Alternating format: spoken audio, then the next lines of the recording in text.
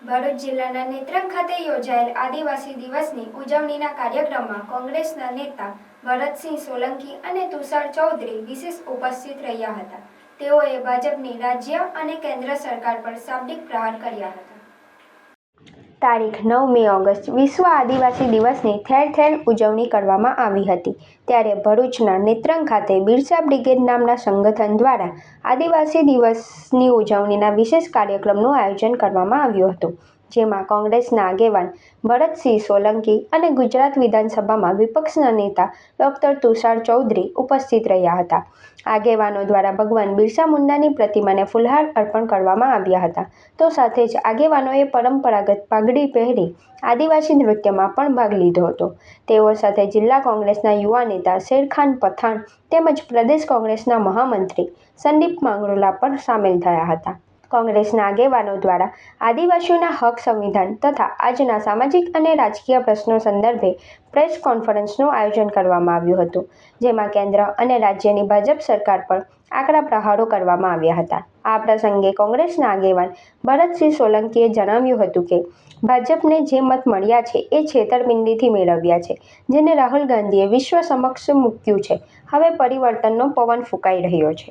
હમણાં જે પ્રકારે રાહુલજીએ સાબિત કરી બતાવ્યું કે જ્યારે ભારતીય જનતા પાર્ટી લોકોના મતથી જીતવાને બદલે છેતરપિંડીથી, ચોરીથી, ચાહે મહારાષ્ટ્ર હોય ચાહે હરિયાણા હોય એવા દેશોમાં અને એ સાથે કર્ણાટકમાં પુરવાર કર્યું, જેના દાખલા આપ્યા, જે સ્પષ્ટ દેખાય છે।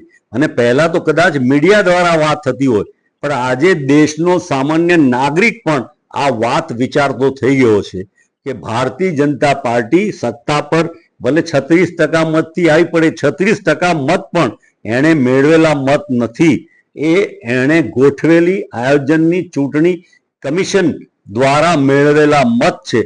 અને એટલા માટે આ વાત જ્યારે ઉજાગર થશે ને આખા દેશમાં એક ક્રાંતિનું વાતાવરણ ધીમે ધીમે જે તરફ જઈ રહ્યું છે, અને સ્વાભાવિક રીતે લોકોના પ્રશ્ન, જેમ આપ વધારે જાણો છો, આદિવાસી સમાજ, પછી એમાં આપ જુઓ છો કે જુદા જુદા ભ્રષ્ટાચાર, બેરોજગારી, મોંઘવારી, એ બધાનું જે એક ઉગ્ર આંદોલન જનતા તરફથી ઝડપથી થવા જઈ રહ્યો છે, ત્યારે આ દિવસ અમે સારા દિવસ તરીકે ઉજવવાની લાગણી, શાંતિ પ્રેમની લાગણી, આદિવાસી પ્રકૃતિ અને જય જોહારની વાત, સૌને ખુશ ને આનંદ રાખવાની વાત, એને બદલે જે પરિસ્થિતિ થઈ રહી છે, તો મને લાગે છે કે આજનો દિવસ ઐતિહાસિક રહેશે। આપને, અમને, સૌને ને દેશના લોકોને યાદ રહેશે કે પરિવર્તનની દિશામાં એક જબરજસ્ત પવન ફૂંકાઈ રહ્યો છે। તો આ તરફ ગુજરાત વિધાનસભામાં વિપક્ષના નેતા તુષાર ચૌધરીએ પણ ભાજપ સરકાર પર પ્રહાર કરતા જણાવ્યું હતું કે કેન્દ્ર સરકારના પાર તાપી નર્મદા લિંક પ્રોજેક્ટના કારણે હજારો આદિવાસીઓ વિસ્થાપિત થશે, આથી તેનો વિરોધ કરવામાં આવે છે। નર્મદાથી લઈને પાર નદી વચ્ચે આવતી બીજી બધી જ નદીઓ, એમાં પછી હાથમતી પણ આવી જાય, અંબિકા પણ આવી જાય, પૂર્ણા પણ આવી જાય, વાલ્મીકી પણ આવી જાય, આ બધી જ નદીઓનું પાણી ભેગું કરીને મહારાષ્ટ્રને જઈને આપી આવવાનું, એનું નામ આ પાર તાપી નર્મદા લિંક પ્રોજેક્ટ છે। અને એ સરકારે આદિવાસીઓના ગુજરાતના હિતમાં રદ કર્યો હતો, પણ તમને બધાને ખબર હશે કે અત્યારે ભારતીય જનતા પાર્ટીના પ્રદેશ પ્રમુખ વિદાય થવા જઈ રહ્યા છે, પણ એ પોતે જળ સંસાધન આ વિભાગના મંત્રી પણ છે ને પોતે મહારાષ્ટ્રના વતની છે, એટલે એમને થયું કે હું આ મંત્રી છું તો મારા રાજ્યને પણ કઈ ફાયદો કરાવું, એટલા માટે આ ફરી ડીપીઆર રજૂ કરવામાં આવ્યો છે।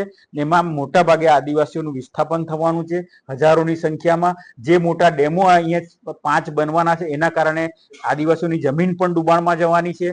જે કેનાલો ડેમમાંથી પાણી લઈ જવા માટે લિંક કેનાલો બનશે, એના કારણે પણ આદિવાસીઓએ જમીન ગુમાવવાનું પ્રશ્નો આવવાનો છે। ત્યારે મોટા પાયે આદિવાસીઓનું નિકંદન કરીને, આદિવાસીઓનો નાશ કરીને, આદિવાસીઓનો વિનાશ કરીને મહારાષ્ટ્રને પાણી પૂરું પાડવાની જો કોઈ યોજના આ સરકાર ફરી પાછી લાવી હોય તો આ પાર તાપી નર્મદા લિંક કેનાલ છે।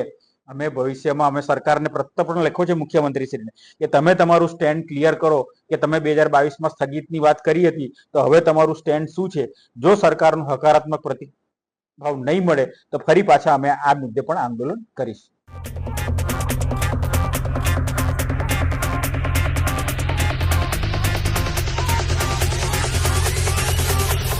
રાધા ગોવાલડી ના ઘર પછવાડે મોહન મોરલે વગાડે જો।